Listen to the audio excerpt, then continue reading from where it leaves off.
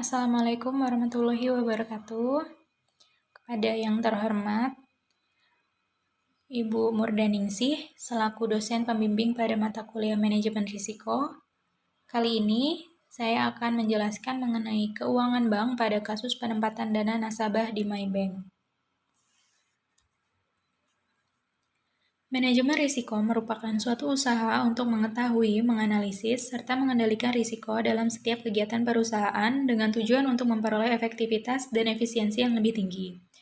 Manajemen risiko merupakan serangkaian prosedur atau cara yang digunakan untuk mengidentifikasi, mengukur, memantau, dan mengendalikan risiko-risiko yang timbul dari kegiatan usaha bank. Penerapan manajemen risiko akan memberikan manfaat yang lebih baik kepada perbankan. Bagi perbankan, penerapan manajemen risiko ini dapat meningkatkan nilai pemegang saham serta memberikan gambaran kepada pengelola bank mengenai kemungkinan terjadinya kerugian pada pihak bank di masa yang akan datang. Permasalahan yang dihadapi di dunia kerja bank itu sendiri sangatlah kompleks dan berwarna, mulai dari penghimpunan dana tabungan, kredit macet, salah transaksi, bahkan pembobolan rekening nasabah. Ini merupakan contoh masalah-masalah yang terjadi di dunia perbankan. Terkait dengan sebuah masalah atau kasus yang terjadi di dunia perbankan, salah satunya ialah kasus pelaporan kehilangan uang senilai 22 miliar rupiah yang hilang lantaran disimpan di sebuah bank. Kasus ini dilaporkan oleh seorang nasabah PT Bank MyBank Indonesia bernama Winda Lunardi atau yang dikenal dengan Winda L. Seorang atlet e-sport yang mengaku kehilangan uang senilai 22 miliar rupiah di rekening MyBank miliknya pribadi dan ibunya yang bernama Floleta. Kisah Winda ini yang kehilangan uang simpanannya di bank menjadi menarik untuk ditelusuri. Dari segi hukum, Winda ialah korban yang merasa dirinya dirugikan dan mencari keadilan supaya uang senilai 25 miliar rupiah ini bisa dikembalikan. Jika dilihat dari kronologi kasus yang dialami Winda, bisa dikatakan bahwa Winda mengalami kasus penipuan dengan modus pembuatan rekening berjangka dan pemalsuan data-data pribadi Winda.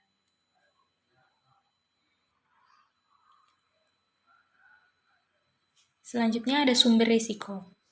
Permasalahan yang dihadapi dengan model kasus yang dihadapi oleh Winda Lunardi pada PT MyBank Indonesia merupakan kasus yang kesekian kali terjadi.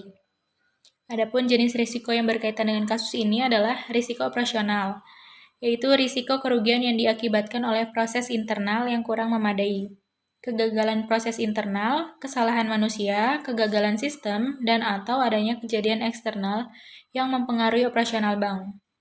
Yang kedua yaitu risiko kepatuhan. Risiko ini adalah risiko akibat bank tidak mematuhi dan atau tidak melaksanakan peraturan perundang-undangan dan ketentuan yang berlaku, serta prinsip syariah. Yang ketiga yaitu risiko hukum. Merupakan risiko yang timbul akibat tuntutan hukum dan atau kelemahan aspek yuridis. Yang keempat, risiko reputasi. Adalah risiko akibat menurunnya tingkat kepercayaan stakeholder yang bersumber dari persepsi negatif terhadap bank.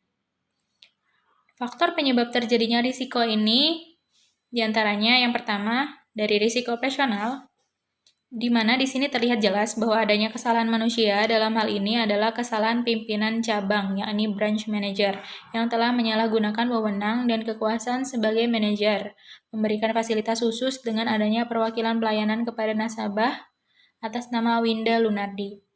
Dengan memberikan privilege terhadap nasabah, maka terdapat prosedur-prosedur dalam melakukan aktivitas operasional bank yang mudah dilanggar oleh branch manager MyBank cabang Cipulir.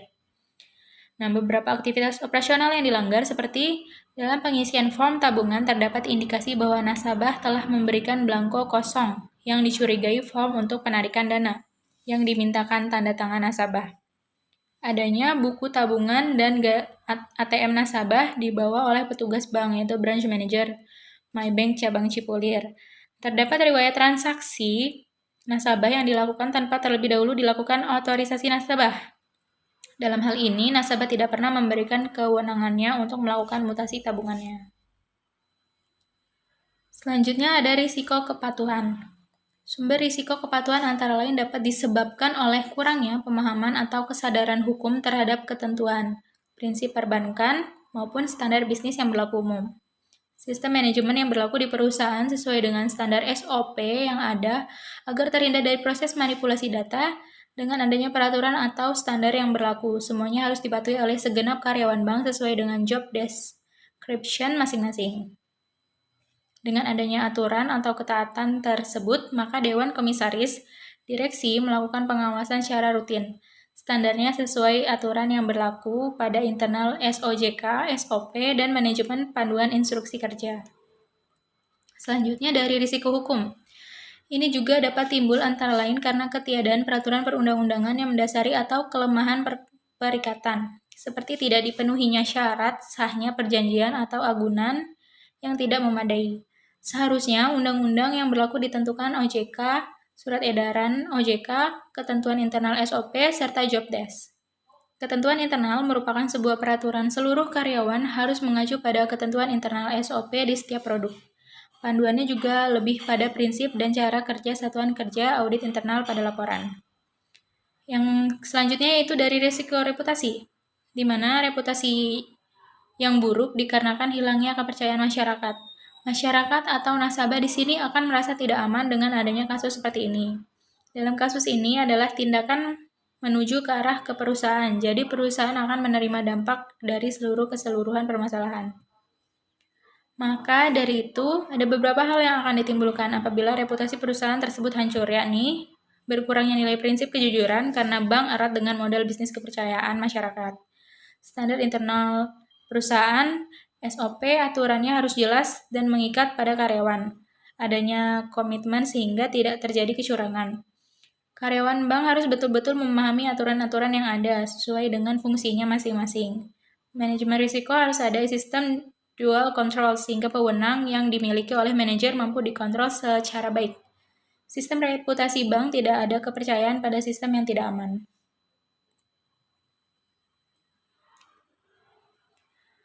Selanjutnya, cara mendeteksi kasus. Kasus Winda bisa dikatakan sebagai kasus penipuan atau skimming yang mengakibatkan dia kehilangan uang senilai 20 miliar di rekeningnya. Dapat disimpulkan dari ciri-ciri berikut ini. Yang pertama, adanya transaksi yang mencurigakan. Kita diharuskan untuk melakukan cek rekening secara berkala. Jika setelah dicek ternyata terjadi pengurangan saldo dengan jumlah tertentu atau bahkan jumlah saldonya habis, bisa jadi rekening tersebut terkena kejahatan skimming. Caranya lakukan pengecekan di bagian mutasi rekening dan perhatikan kemana uang itu pergi. Jika skimming terlanjur terjadi, langkah selanjutnya adalah menghubungi call center atau mendatangi bank terdekat untuk melakukan pelaporan.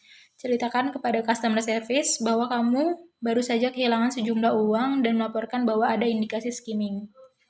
Yang kedua, pelaku melakukan pencurian data dengan menyalin informasi yang terdapat dalam strip hitam magnetik pada kartu debit atau kredit. Penyalinan data ini akan dilakukan oleh alat yang bernama skimmer. Pelaku telah merancang skimmer untuk membuatnya menyerupai mulut mesin ATM, sehingga sulit untuk mengidentifikasi keberadaannya. Ketika kartu dimasukkan ke mulut mesin ATM, skimmer akan langsung menyalin informasi yang ada pada kartu tersebut. Bahkan, praktik kejahatan ini jadi makin mengerikan karena pelaku meletakkan kamera tersembunyi. Kamera ini akan merekam nasabah bank ketika mereka mengetik nomor PIN mereka dan PIN tersebut akan dimanfaatkan pelaku untuk melancarkan kejahatannya.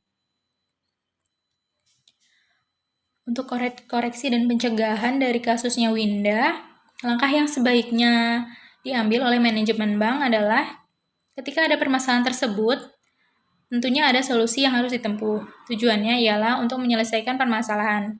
Ini merupakan menjadi pembelajaran yang berharga dalam menjalankan dunia perbankan.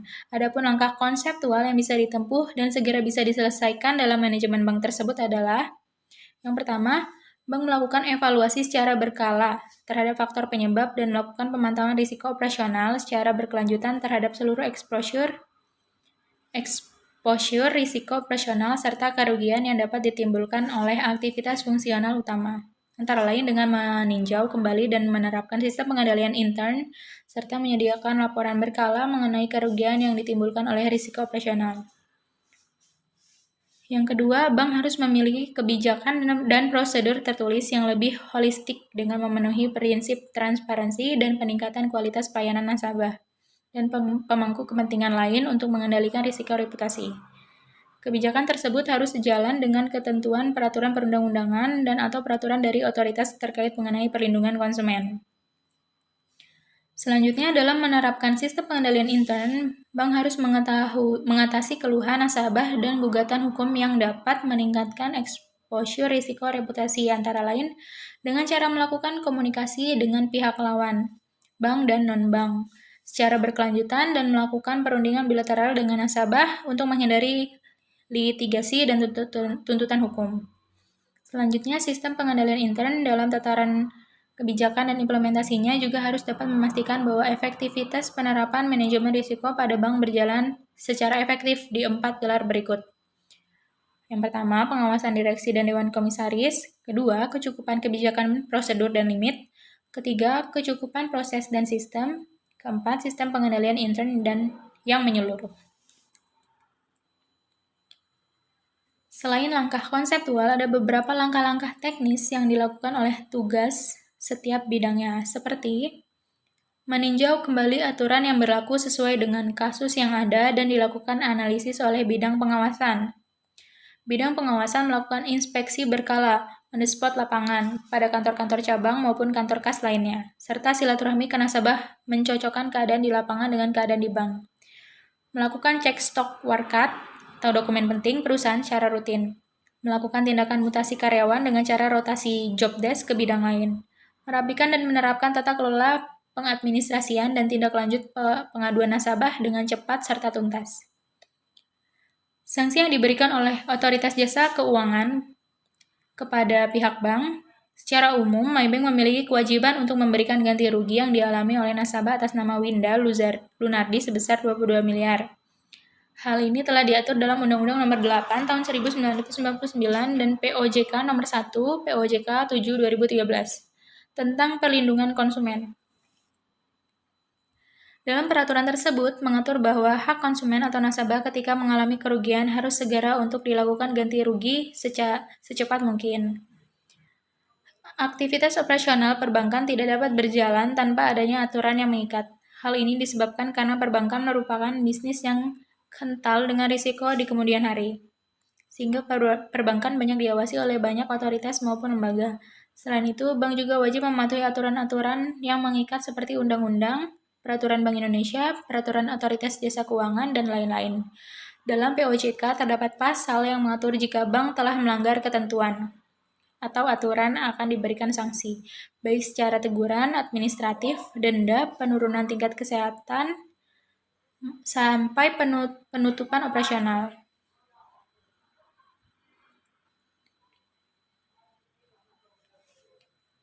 Cara kita mencegah supaya tidak terjadi seperti kasus di atas. Yang pertama, periksa mesin ATM sebelum digunakan. Biasakan dirimu untuk memeriksa terlebih dahulu ATM sebelum melakukan transaksi.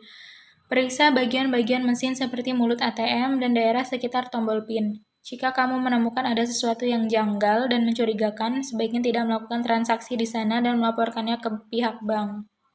Yang kedua, jaga kerahasiaan PIN. Saat melakukan transaksi, biasakan untuk menggunakan satu tangan dan gunakan tangan lain untuk menutup supaya pelaku tidak mengetahui PIN ATM dari rekaman kamera tersembunyi. PIN ATM juga sebaiknya dibuat dengan kombinasi angka yang sulit ditebak. Yang ketiga, ganti PIN secara berkala. Nah, cara ini juga dilakukan untuk meminimalisir potensi terjadinya kejahatan skimming. Dengan PIN yang diganti, pelaku akan kesulitan untuk melancarkan kejahatannya. Yang keempat, perhatikan lokasi ATM. Lokasi ATM yang sepi dan tidak mendapat penjagaan ketat biasanya menjadi sasaran empuk pelaku untuk melakukan kejahatannya. Lebih baik lakukan transaksi yang dilengkapi perangkat keamanan lengkap seperti CCTV dan satpam. Yang kelima, pisahkan rekening utama dan rekening transaksi. Cara ini bisa digunakan untuk meminimalkan potensi kerugian jika terjadi kejahatan skimming. Simpanlah sebagian besar tabunganmu di rekening utama dan lakukan transaksi dengan rekening lainnya. Yang keenam, mulai berpindah ke transaksi mobile. Dengan perkembangan dunia digital yang lebih maju, transaksi perbankan juga bisa dilakukan dengan cara baru, seperti mobile banking atau internet banking. Cara ini bisa dilakukan untuk menghindari potensi kejahatan skimming di ATM. Skimming adalah modus kejahatan perbankan yang sering terjadi dan banyak merugikan nasabah bank. Jumlah kerugiannya bervariasi dari jumlah yang kecil hingga jumlah yang sangat besar. Oleh karena itu, kita harus selalu berhati-hati karena kejahatan dapat terjadi kepada siapapun. Mungkin itu saja penjelasan dari saya. Kurang dan lebihnya saya mohon maaf. Saya akhiri. Assalamualaikum warahmatullahi wabarakatuh.